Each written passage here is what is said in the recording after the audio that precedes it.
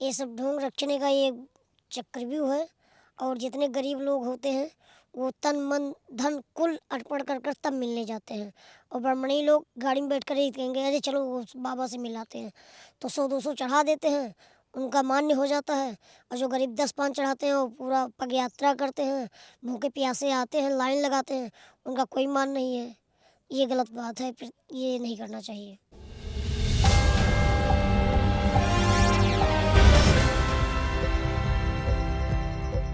नमस्कार दोस्तों, मेरा नाम है प्रमोद गुप्ता और आप देख रहे हैं जी भारत न्यूज़। आज मेरी मौजूदगी उत्तर प्रदेश के अंबेडकर नगर ज़िले के मिसरौली में है और हमारे साथ खास बातचीत करने के लिए सूरतदास महाराज जी है। सूरतदास महाराज जी के यहाँ कथा चल रही है। ऐसे में सूरतदास महाराज का यहीं पे आश्रम भी है और यहीं पर रहते हैं। बहुत बहुत स्वागत है महाराज जी। जय सिया राम, जय हनुमान जी की। जय हनुमान जी, जय जय श्री राम। माता जी भी से भी कल हमारी महाराज जी बात हुई थी। माता जी एक बात कर रही थी, आजकल जो माता पिता हैं बच्चे को डॉक्टर बनाना चाहते हैं, इंजीनियर बनाना चाहते हैं, लेकिन कोई भी अपने बच्चे को जो है साधु नहीं बनाना चाहता है। तो इस पर आपकी क्या प्रतिक्रिया होगी? नहीं, डॉक्टर भी का काम है और साधु का भी काम है, पर हम सोचते हैं कि हर घर से जैसे कोई डॉक्टर निकलना चाहता है, कोई आर्मी में निकलना चाहता है, वैसे साधु में निकले। यही उत्तर प्रदेश के लिए सही होगा, भारत के लिए और हमारे लिए भी, सबके लिए भी। सबके लिए जो है कल्याणकारी होगा। डॉक्टर भी बने, इंजीनियर भी बने और सनातन धर्म की रक्षा के लिए महाराज और साधु भी बनना जरूरी है। जी जी। आप ही कह रहे हैं। जी आप कल एक चीज कर रहे हैं कि जो साधु बाबा होते हैं बड़ी बड़ी गाड़ियों में चलते हैं। मैंने कई साधु बाबाओं को देखा है, कई महाराज को देखा है, जंगलों में तपस्या करते थे। हमने पढ़ा भी है कि वो जा कर के जंगलों में तपस्या करते थे, कई साल खाते नहीं थे, कई साल पीते नहीं थे। जो ये भौतिक चीजें हैं, जो भौतिक चीजें हैं उससे दूर रहते हैं, उनको कोई मतलब नहीं रहता था किसी से। लेकिन आजकल के जो महाराज हैं कहें कि भौतिक चीज़ों को ज़्यादा भोग कर रहे हैं, फ्लाइट से चल रहे हैं, बड़ी बड़ी महंगी महंगी गाड़ियों से चल रहे हैं, जो है भक्तों से पैसे की मांग कर रहे हैं कि इतना अगर आप मुझे देंगे तो मैं आपके यहाँ आऊँगा, कथा करूँगा। आप इसको किस रूप में देखते हैं महाराज जी? नहीं, ये सब गलत है, ये ऐसा नहीं करना चाहिए। और साधन रखें, हमको कोई दिक्कत नहीं है, पर दिखावटी में ना रखें। एक से चलना है, एक ही रखें। और साधु का काम है ऐशोराम त्यागना, और जब तक वो नहीं त्यागेंगे तब तक वो सही के साधु नहीं होंगे। कई साधु हैं, कई महाराज हैं, उनको ऐशो आराम ही चाहते हैं। साधु मतलब है कि भाई सब कुछ ऐशो आराम त्याग दे, जनता के हित के लिए वो सबकी हितों की रक्षा करे, सनातन धर्म की रक्षा करे। लेकिन वो आजकल के जो साधु बाबा हैं कहीं न कहीं अपना हित साधने में लगे हुए हैं। उनका कितना हित हो सकता है? आप भी तो आप छोटे महंत हैं, तो आप भी जाते होंगे, तो आपको अपनी नज़रों से क्या नज़र आता है? ये नज़र आता है कि ये सब गलत कर रहे हैं, दिखावा कर रहे हैं, ढोंग कर रहे हैं। और 100% में से 90% तो गलत ही है।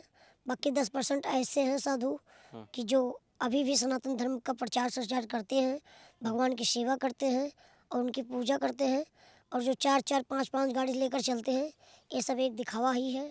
उनको एक गाड़ी, पर्सनल गाड़ी से जनता चलना से पैसा लेते हैं, उसके बाद नहीं। ये जनता से पैसा नहीं मांगना चाहिए, जनता आपको देने के लिए ही आती है। जो देगी दिल खोल कर देगी, मांगने का कोई ज़रूरत नहीं होता है। जनता है जो आपकी सेवा में दे दे वही बहुत है। लेकिन अब आप आजकल के जो साधु संत हैं, कथावाचक हैं, अपनी फीस रख दी हैं, 20 लाख रुपए देंगे तब आपके यहाँ कथा करने आएंगे, 30 लाख रुपए। यानी कि क्या कोई गरीब है तो क्या कोई अगर गरीब है तो उसके यहाँ महाराज जी कथा करने नहीं जाएंगे? इसका मतलब तो यही हुआ। कोई आपका जो गरीब, क्या भगवान राम जो है अगर कोई अमीर रहता तो ही बेर खाते, सबरी के यहाँ तब तो नहीं जाते। तो ऐसा आप किस दृष्टि से देखते हैं इसको? तो इसीलिए कह रहे हो, सब लोग ढोंग कर रहे हैं, ये सब गलत बात है। अगर कोई गरीब बुलाना चाहता है तो वहाँ ज़रूर जाना चाहिए, चाहे पैसा मिलने के बाद भी वहाँ मत जाइए। पर जो गरीब बुलाता है उसके पास पहले जाना चाहिए, क्योंकि वो गरीब है। वो डर के मारे कहता भी नहीं है, और कहता भी है तो हिम्मत कर कर तो उसका मनोबल बढ़ाना चाहिए, किसी का मनोबल घटाना नहीं चाहिए। वो वो भी सोचता होगा कि मैं भी अपने यहाँ गधा कराऊं, मैं भी सनातन धर्म की रक्षा के लिए प्रचार करूं, मैं भी अपने यहाँ लोगों को जोड़ूं। लेकिन जब वो सुनते हैं कि इतना ज़्यादा बाबा जी फीस लेते हैं, इतना ज़्यादा वो लेते हैं। आप महाराज जी खुद बता रहे थे कि जैसे कि किसी बड़े बाबा से, किसी बड़े महाराज से मिलना होता है तो जो वीआईपी लोग होते हैं पहले अंदर चले जाते हैं। गरीब बेचारा लाइन लगा के वहाँ पर खड़ा है, दूर दूर तक खड़ा है, लेकिन उसे एक बार भी मिलने का मौका नहीं मिलता है। आखिर वो भी तो सुबह से आया होगा, बिना खाए पिए प्रतीक्षा कर रहा होगा कि महाराज जी का दर्शन करे, लेकिन महाराज जी उसको उसकी एंट्री वीआईपी गेट से पहले करा देते हैं क्योंकि उसके पास पैसा है। आप क्या सोचते हैं महाराज जी? ये सब ढोंग रखने का ये चक्रव्यूह है। और जितने गरीब लोग होते हैं वो तन मन धन कुल अर्पण कर कर तब मिलने जाते हैं। और ब्राह्मणी लोग गाड़ी में बैठ कर ही कहेंगे अरे चलो वो बाबा से मिलाते हैं, तो 100-200 चढ़ा देते हैं, उनका मान्य हो जाता है। और जो गरीब 10-5 चढ़ाते हैं वो पूरा पग यात्रा करते हैं, भूखे प्यासे आते हैं, लाइन लगाते हैं, उनका कोई मान नहीं है। ये गलत बात है, फिर ये नहीं करना चाहिए। अच्छा महाराज जी, आप जो है जब जगत गुरु स्वामी राम भद्राचार्य जी से मिलने गए थे तो आपको एक शब्द बोले थे नदिक गाड़ू। तो आपको कैसा लगा था? मतलब कि ये तो जौनपुर की एक अवधी भाषा में बोली जाती है। जौनपुर जिले में जो है नदिक गाड़ू शब्द बहुत फेमस है। तो आपको पता था कि नदिक गाड़ू का मतलब क्या है? हमको पहले नहीं पता था, पर महाराज जी बताए हाँ, और हमको बहुत खुशी क्या हुई क्या बताए कि थे? महाराज जी नदी गाड़ू को मतलब कहते थे कि ये हंसी होती है हमारे यहाँ। और हंसी में प्यार में दुलार में बोलते हैं वहाँ। और हमको बहुत अच्छा लगा कि चलिए महाराज जी अपने अवधी भाषा में हमको आशीर्वाद दिए। आशीर्वाद दिए तो अच्छा लगा। जी जब आप मंच पर गए थे तो डांस उन्स भी कर। हाँ, मनोज तिवारी जी आए हुए थे वहाँ, भजन गा रहे थे राम जी का। तो और कौन कौन था वहाँ पे? कन्हैया मित्तल जी भी आए थे, हम्म। बागेश्वर धाम बाबा पंडित शास्त्री जी, धीरेन्द्र शास्त्री जी आए थे, और स्वामी राम भद्राचार्य जी भी थे वहाँ। तो सबके बीच में हमारा भी मन लगता था वहाँ, अच्छा लगता था।